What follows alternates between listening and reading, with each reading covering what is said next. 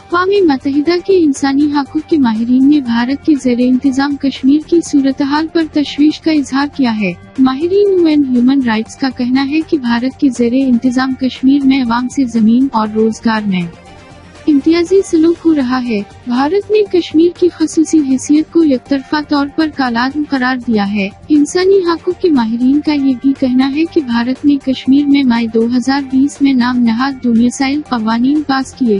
بھارت کی نام نہاد قانون سازی سے کشمیری عوام اپنا تحفظ یقینی بنانے سے محروم ہوئے۔ UN ماہرین کا کہنا ہے کہ بھارتی ڈومیسائل قانون سے لسانی، مذہبی اور نسلی بنیادوں پر آبادیاتی تبدیلی کا خدشہ بڑھ رہا ہے۔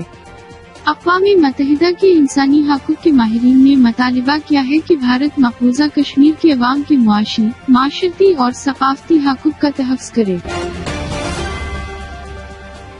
قومی اور صوبائی اسمبلی کے دو حلقوں پر ضمنی انتخابات کے لیے پولنگ جاری ہے، جس میں NF 75 ڈاسکا اور PP 51 گجرانوالہ میں مسلم لیگ نون اور تحریک انصاف کے درمیان کانٹے کا مقابلہ جاری ہے، جبکہ NF 45 کرم ایجنسی اور PK 63 نوشہر میں بھی ضمنی الیکشن کے لیے ووٹ ڈالے جا رہے ہیں۔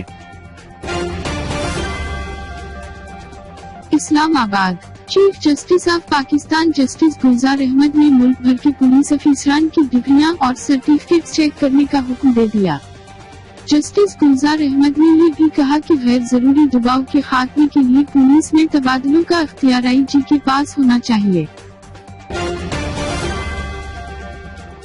ڈیرہ غازی خان کے تھانہ سٹی کی حدود میں 3 ماہ قبل محمد بلال شاہ ولد حمایت علی شاہ سکنہ بلاک نمبر 43 کی 5 سالہ بیٹی بختاور زہرا، جو اپنے دادا کے گھر بلاک 56 چاہ چشتی والا کے باہر کھیل رہی تھی، اس دوران نامعلوم اشخاص نے بچی کے کانوں سے 3 ماسے کی سونے کی بالیاں مالک مبلغ 20,000 روپے اتار لی تھی، جس پر DPO عمر سعید ملک نے SHO سٹی افتخار احمد ملکانی کو خصوصی ٹاسک دیا کہ معصوم بچی بختاور زہرا کے کانوں سے اتارے جانے والی بالیوں کے ملزمان کو ہر حال میں گرفتار کیا جائے۔ اس پر SHO تھانہ سٹی نے بھرپور کارروائی کرتے ہوئے ملزمان غلام عباس اور انعام اللہ کو گرفتار کر کے ان کے قبضہ سے بالیاں برآمد کر کے معصوم بچی بختاور زہرا کو اپنے ہاتھوں سے پہنائی، جس پر بچی کے والدین اور اہل علاقہ نے پولیس کی اس کوششوں کو سراہا۔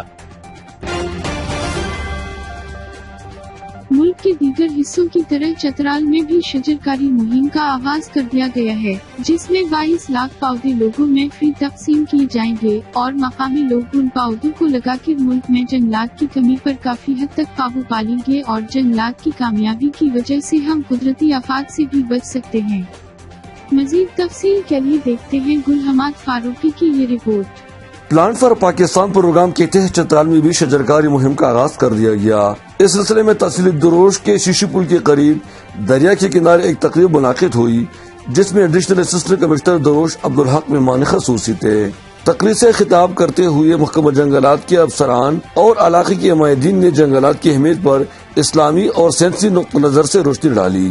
انہوں نے کہا کہ پودے لگانے سے ملک میں جنگلات کی کمی پورا ہوتا ہے۔ یہ درخت نہ صرف ہمیں تازہ آکسیجن فراہم کرتا ہے بلکہ قدرتی آفات میں بھی کمی کا باعث بنتا ہے۔ یہ ہمارے چترال میں پہلے زمانے میں سیلاب نہیں آتے تھے، ابھی تو جنگل کم ہو رہا ہے اور جنگلات والے کوشش کر رہے ہیں جہاں بھی پودے لگاتے ہیں وہاں تو سیلاب کے روک تھام ہو جاتے ہیں۔ اگر اس کو بھی زیادہ کریں گے تو انشاءاللہ چترال میں سیلاب نہیں۔ ابھی یہ دیکھیں، یہ پہلے زمینی تھی، ابھی یہ تو شوتار بن گیا ہے۔ تقریب سے قاری جمال عبد الناصر، ماہر تعلیم سلیم کامل، SDFO یوسف فرحاد، SDFO عزیز ولی اور دیگر نے بھی اظہار حال کیا۔ AC دروش نے بتایا کہ یہ درخت ہماری بقا کے لیے نہایت ضروری ہے۔ جہاں جہاں ہمارے جنگلات ہیں، ہمارے ریور بیڈز میں ہیں، چاہے وہ پہاڑوں میں ہیں، تو وہاں پہ جب بھی بارش ہوتی ہے، موسلادھار دھار بارش ہوتی ہے، تو یہ فلڈز کو روکتے ہیں، اپنی جڑوں سے یہ زمین کو کنٹرول کرتے ہیں۔ اس وجہ سے فلڈ سچویشن نہیں ہوتا، لوگوں کو نقصانات کم ہوتے ہیں۔ SDFO عزیز ولی کا کہنا ہے کہ آج کی اس تقریب میں وہ 20,000 پودے لوگوں میں مفت تقسیم کر رہے ہیں۔ جہاں ابھی ریور بیڈ میں ہم نے جو 16,000 17,000 جو پودے لگائے ہیں، یہ ایسا سمجھیں کہ یہ 100% کامیاب ہیں، کیونکہ یہ آپ کے نظر میں ہیں۔ تو انشاءاللہ تعالی آج کی مناسبت سے ہم نے 1100 پچ ہم نے کی ہیں، 1100 پودے انہوں نے لگا دیا، تو انشاءاللہ تعالی آج 20,000 پودے لوگوں میں ہم فری تقسیم کریں گے۔ کمیونٹی ڈیولپمنٹ آفیسر اجاز احمد نے بتایا کہ ان کو 22 لاکھ پودے لگانے کا ہدف دیا گیا ہے۔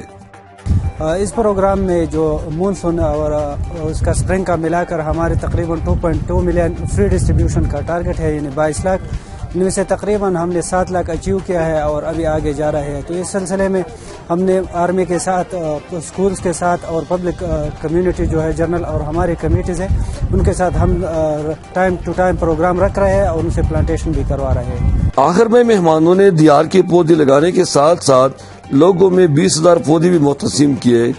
اس تقریب میں محکمہ جنگلات کے اہلکاروں کے علاوہ سیاسی اور مذہبی رہنما، طلباء، سماجی کارکنان، اساتذہ اور عام لوگوں نے بھی کثیر تعداد میں شرکت کی۔ واضح ہے کہ دروش میں دریا کے کنارے 16,000 پودے لگائے گئے ہیں جو سیلاب کی روک تھام میں نہایت معاون ثابت ہوتی ہے اور زمین کو بھی کٹائی سے بچاتی ہے۔